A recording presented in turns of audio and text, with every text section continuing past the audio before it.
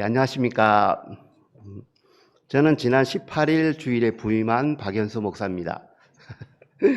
예, 정말로 내세울 만한 것이 하나도 없는데도 이렇게 저를 또 불러주어서 교회에서 사역할 수 있는 기회를 주신 우리 담임 목사님, 장로님, 권사님들, 그리고 모든 성도님들 진심으로 감사를 드립니다. 저에게는 이 22년 12월에 정말로 많은 변화가 있었습니다. 제가 18년 정도 살았던 싱가포르는 잘 때 항상 에어컨을 켜고 잡니다. 365일 에어컨을 켜야지 잠을 잘 수가 있습니다.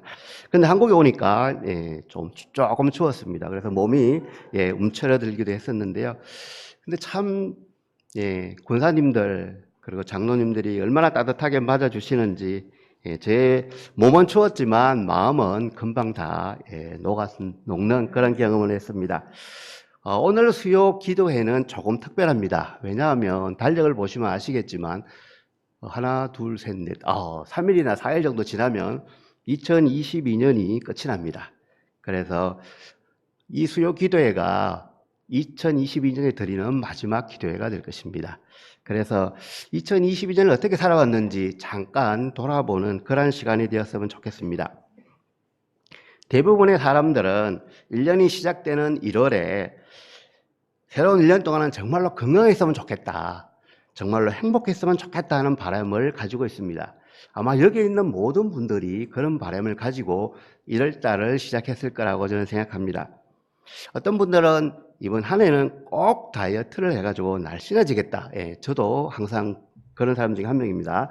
또 어떤 사람은 일을 정말로 열심히 해서 이번 한 해는 꼭 진급을 하고 월급도 오르고 연말에는 큰 보너스도 받았으면 좋겠다, 이런 바람을 가지고 시작하기도 합니다.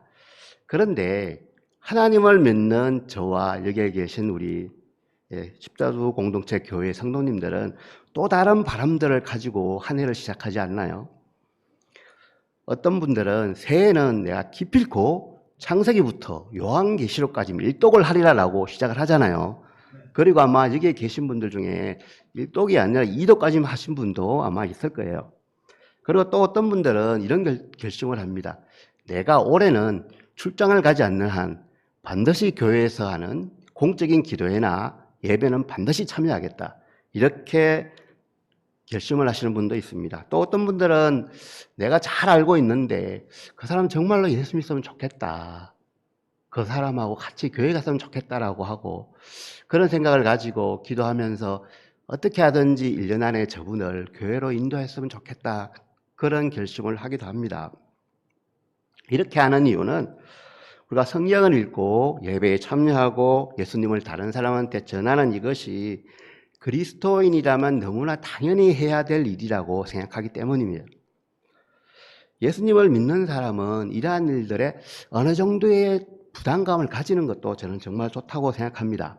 그런데 우리가 읽은 요한복음 15장에는 예수님이 제자들에게 어떤 일을 해야 된다라고 요구하지는 않는 것 같습니다.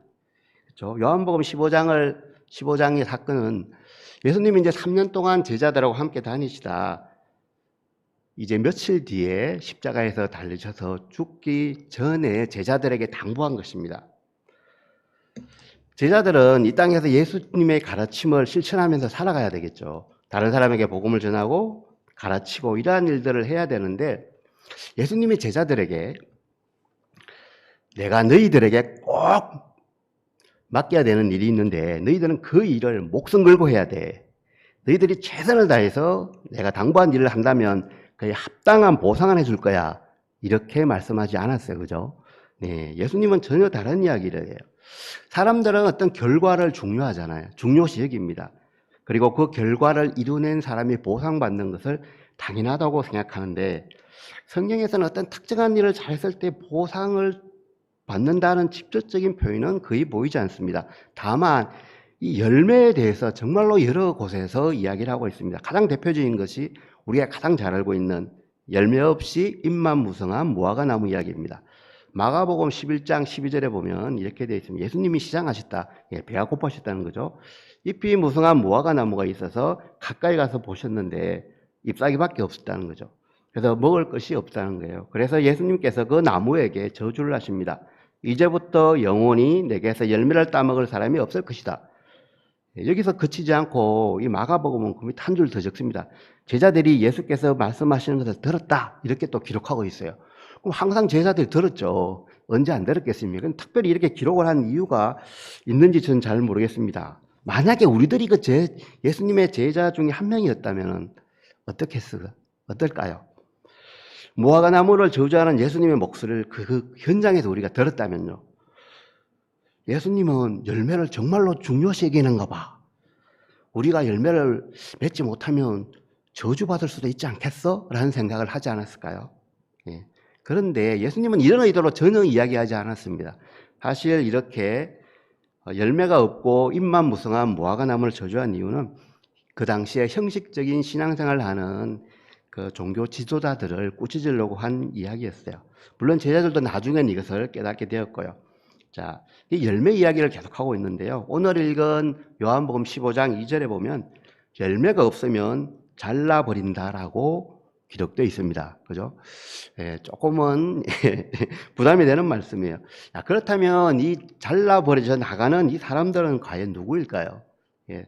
보통은 유대인들이라고 말합니다. 유대인들은 메시아가 올 거란 걸 알고 있었어요. 그뿐만 아니라 정말로 기다렸어요. 메시아가 언제 오나 정말 기다리고 있는데 막상 메시아가 오니까 아니야 라고 예수님을 배척합니다. 자기들이 원하는 메시아가 아니거든요. 자기들은 메시아가 와가지고 자기들을 힘들게 하는 로마 사람들을 쫓아내든지 뭐 어떻게 하든지 해가지고 나라가 새로 세워지고 자기들 좀 더 편하게 살 수 있는 그러한 메시아를 원하는데 예수님은 그런 일에 별 관심이 없어 보였으니까요. 그들은 자기들이 아브라함의 후손이라는 걸 정말로 자랑하고 다녔습니다. 그래서 혈통적으로 아브라함의 후손이니까 당연히 하나님의 약속은 우리 것이야. 우리는 하나님의 약속 안에 있는 사람들이야. 이렇게 생각을 했다는 거죠. 그런데 갈라디아서 3장 7절과 9절에 보면 아브라함과 함께 복을 받는 사람은 예수를 믿는 사람들 뿐이다라고 바울이 명확하게 우리에게 알려줍니다. 유대인이 아니고 우리는 유대인이 아니에요. 그리고 예수님을 배척하지 않았기 때문에 여기는 해당 사항이 없습니다. 그런데 열매 맺지 못하는 두 번째 사람이 있어요. 그것은 행함이 없는 성도들이라고도 볼 수 있습니다. 야고보서에 보면은 야고보서 2장 26절에 스스로 예수 안에 있다고 자기는 생각을 해요. 그리고 나는 믿음이 있어 라고 자랑도 합니다. 그런데 이 사람들은 행함이 없어요. 그래서 야고보서는 이 사람들이 하나님의 약속에 참여할 수 없다라고 경고하고 있습니다. 이 말은 예수님을 믿는다면 그 사람의 말과 행동에 변화가 따른다는 것을 말하겠죠. 저는 이와 비슷한 사람들을 알고 있습니다. 교회에서 만나면 정말로 온화하고 다른 사람을 배려하는 사람입니다. 그런데 그분의 사업장에서 그분 밑에서 일하는 사람들을 만나보면 전혀 다른 이야기를 하세요. 그분은 직원들을 그렇게 심하게 대한다고 합니다. 그런데 고객에게는 정말로 친절합니다. 그래서 그분의 사업장은 우리가 좋아하는 날로 번창합니다. 정말로 그분은 예수님을 주님으로 생각하실까요? 자기 밑에 일한다고 내가 월급을 주는 사람이라고 그분을 인격적으로 대하지 않는데 혹시라도 그분은 예수님을 자기 사업장을 지켜주는 가디안 이 정도로 생각하는 것은 아닐까요? 사업에 성공하는 것이 요한복음 15장에서 말하는 열매는 결단코 아닙니다. 이와 반대로 성도들의 어떤 바람직한 상태를 나타내는 것이 7절에 나오는데요. 저가 내 안에 내가 저 안에 있는 상태로 묘사되고 있습니다. 예수 그리스도와 성도 간의 친밀한 관계를 맺고 있는 경우라는 것인데요. 성도는 예수 그리스도를 영접함으로써 그리스도께서 그의 마음에 들어오셔서 그의 모든 것을 주장하시는 주님이 되시는 경우를 말합니다. 이것이 바로 영적인 연합이에요. 그냥 예수님이 나는 좋아요라는 것이 아니라 예수님이 나의 주인입니다라는 고백을 하는 것이 영적인 연합이에요. 그래서 요한복음 15장에 있는 열매는 이렇게 예수님이 나의 주인입니다라고 고백하는 사람들에게 맺을 수 있는 열매인 것입니다. 어떤 일을 잘하라면 우리는 잘하는 게 있습니다. 가장 먼저 어떤 일을 하죠? 계획을 합니다. 계획에 따라서 일을 진행하고 중간중간에 점검을 합니다. 그죠? 점검 회의를 합니다. 그리고 내가 원하는 방향으로 일이 잘 되지 않으면 어떻게 하죠? 다시 모여서 회의를 하고 우리가 노력을 덜 하였나? 아니면 방향이 잘못됐나? 또 회의를 해가지고 판단을 하고 계획을 사시고 다시 또 도전합니다. 그러면 대부분의 경우 좋은 결과를 얻죠. 자, 그런데 요한복음 15장에서는 열매를 맺는 조건으로 최선을 다해서 일하라고 하지 않습니다. 예수님께서 붙어있기만 하면 열매는 자동적으로 맺힌다라고 합니다. 조금 이상하지 않습니까? 더 많은 정보를 가지고 더 열심히 일하면 더 큰 결과를 얻을 수 있는데, 성경에서 이렇게 말하는 이유는 열매란 것은 우리가 원하는 것을 이루는 것이 아니라는 거예요.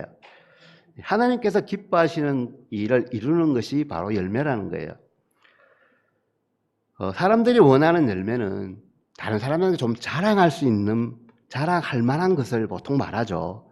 하지만 하나님께서 원하는 그 열매는 가끔씩은 세상적으로 환영받지 못하는 경우도 있습니다. 남들처럼 누군가가 자기에게 이렇게 주면은 살짝 뒤로 손 내밀어서 앞으로 받지 못하고 뒤로 받고, 자기도 어떤 사업을 하기 위해서 가끔씩 테이블 밑으로 손을 넣어서 남에게 전달하기도 하고, 이렇게 하면은 사업이 가끔은 더 번창해질 수도 있습니다. 우리가 사는 세상은 그렇습니다. 그런데 반면에 성경대로 살려고 절대로 부정한 방법으로 남에게 주지도 않고 부정한 방법으로 일을 하지도 않고 이렇게 사시는 분은 가끔씩 사업의 기회가 줄어드는 경우도 많습니다. 그런데 정말로 이렇게 성경적으로 사업을 해서 사업 기회가 줄어들고 매출이 줄어든다면 이 사람은 어리석은 사람일까요? 아니면 하나님이 원하는 열매를 맺어 나가는 사람일까요? 사업은 사업이고 신앙생활은 신앙생활이야. 왜 피곤하게 그렇게 살아? 이렇게 말하는 분이 많죠. 남들 다 하잖아. 딱 한 번인데 뭐. 아무도 몰라. 절대로 말 안 해. 이런 유혹에 넘어가지 않는 것이 하나님을 기쁘시게 하는 열매 맺는 삶이 아닌가 저는 그렇게 생각합니다. 갈라디아서에서는 그리스도와 연합한 사람의 특징을 잘 보여주는 성경 구절이 있습니다. 아마 많은 분들이 암송하고 있을 건데요. 5장 22절 23절입니다. 오직 성령의 열매는 사랑과 희락과 화평과 오래 참음과 자비와 양성과 충성과 온유와 절제니 이렇게 말하고 있습니다. 가장 먼저 나오는 단어가 바로 사랑입니다. 사랑이 성령의 열매라는 것입니다. 예수께 붙어 있으면 사랑할 수 있다라고 하는 거죠. 하나님의 사랑을 용서받은 체험이 있는 사람, 하나님의 사랑을 경험한 사람은 다른 사람도 사랑할 수가 있습니다. 그런데 내가 용서받지 못했다라고, 내가 사랑받지 못했다라고 생각하는 사람은 다른 사람을 용서하고 사랑하기가 정말로 힘이 듭니다. 두 번째 나오는 단어가 희락, 기쁨인데요. 예수님과 연합한 사람은 어떠한 상황에서 기뻐할 수 있다는 것이죠. 그 이유는 예수님과 동행하는 삶을 살고 있기 때문입니다. 저는 며칠 전에 우리 교회 장로님하고 잠시 차를 타고 가는 그 시간이 있었는데요. 장로님이 정말로 너무나 기뻐하는 삶을 살고 계시더라고요. 제가 그래서 존경하고 배우기로 했습니다. 갈라디아서 5장의 성령의 열매 중에 가장 먼저 나온 것이 사랑이라고 했는데요. 요한복음 13장에서도 이 사랑이 강조되고 있습니다. 새 계명을 너희에게 주노니 서로 사랑하라. 내가 너희를 사랑한 것 같이 너희도 서로 사랑하라. 너희가 서로 사랑하면 이로써 모든 사람이 너희가 내 제자인 줄 알리라. 제자들이 서로 사랑할 때, 공동체가 사랑으로 하나가 될 때 교회 밖의 사람들은 저 사람이 예수님의 제자구나 이렇게 본다는 거예요. 근데 이것이 정말 사실입니다. 누군가가 회사에서 일을 할 때 저 사람이 정말로 이상해. 저도 그런 적이 있었습니다. 아무 일도 없었는데 늘 기뻐하고 다른 사람을 잘 도와줘요. 도와달라고 말하기 전에 필요한 것들만 가서 이야기, 내가 뭐 도와줄 수 있겠어라고 남을 도와주고 자기는 남아서 이 일을 또 합니다. 그 퇴근을 빨리 못하죠. 나중에 알고 보니까 그 사람이 교회를 다닐 뿐만이 아니라 교회에서 열심히 봉사하는 사람이었습니다. 원수를 위해 기도하는 것은 자기의 노력으로는 사실 불가능합니다. 예수님은 원수를 위해서도 기도하라고 했죠. 그죠? 그런데 성령님의 음성에 순종하는 연습을 하다 보면 주위의 사람들이 좀 다르게 보이기 시작합니다. 그러면 그 사람도 그 사람의 사정이 있다는 것 이해하고 용서할 수 있을 때까지 우리가 변화될 것입니다. 사랑을 포함한 성령의 열매를 맺기 위해서는 포도나무 가지가 포도나무에 붙어 있어야 생명을 유지하듯이 다른 길이 없습니다. 예수님과의 영적인 사귐이 반드시 필요합니다. 다른 방법이 없습니다. 그렇죠? 이러한 영적인 사귐은 우리의 믿음과 순종을 전제로 합니다. 예수님께 나는 정말로 붙어 있어 라고 말을 열심히 하시는 분도 있는데 성경 말씀에는 순종하지 않습니다. 그러면은 이분은 예수님과 영적인 사귐이 있는 것이 죄송합니다. 아닙니다. 한 문장으로 표현하면 우리들이 예수님을 믿고 예수님의 가르침에 순종할 때 하나님께서 기뻐하는 열매를 맺을 수 있다는 것입니다. 열매를 맺으려고 노력할 필요가 없다고 해요. 예수님의 말씀에 순종하면 저절로 열매가 맺으니까 우리는 예수님의 말씀에 순종하려고 노력만 하면 됩니다. 십자수 공동체 교회 성도님들 2022년 한 해 동안 열심히 달려오지 않았습니까? 수고 많이 하셨습니다. 가정도 돌봐야 되고 주어진 직장의 일이나 또 사업의 일도 하면서 특별히 시간을 내서 교회를 위해서 기도하고 새벽마다 교회를 찾기도 하시고 교회에서 누가 하라고 하지도 않았는데 묵묵히 봉사하시고 그 약한 지체들을 섬기는 일에 늘 분주히 다니시고 몸은 힘들지만 항상 눈가에 웃음을 잃지 않는 그렇게 열심히 수고해 주신 우리 많은 성도님들이 계시기 때문에 이 십자가 공동체 교회가 든든히 서갑니다. 진짜 성도님들 정말로 존경하고 축복합니다. 교회가 교회되기 위해서는 이렇게 구성원들의 열정과 시간과 땀이 필요합니다. 성도님들의 교회를 사랑하는 마음들이 모아질 때 생명을 살릴 수가 있고 사랑을 나누는 역할도 할 수 있습니다. 그런데 이제 잠시 좀 걸음을 멈추고 2022년 한 해를 돌아보는 시간을 가졌으면 좋겠습니다. 한 해 동안 무엇을 위해 시간과 열정을 가장 많이 사용했는지, 나 자신이 하나님께서 원하는 사랑으로 대표되는 성령의 열매를 잘 맺어가고 있는지 기도하면서 지난 1년을 뒤돌아보았으면 좋겠습니다. 개인적으로 그리고 공동체적으로 하나님께서 열매를 잘 맺고 가는, 하나님께서 원하는 그 열매를 잘 맺어가고 있는지 확인을 하고 또한 내년을 계획하는 시간을 가지시기를 축복합니다.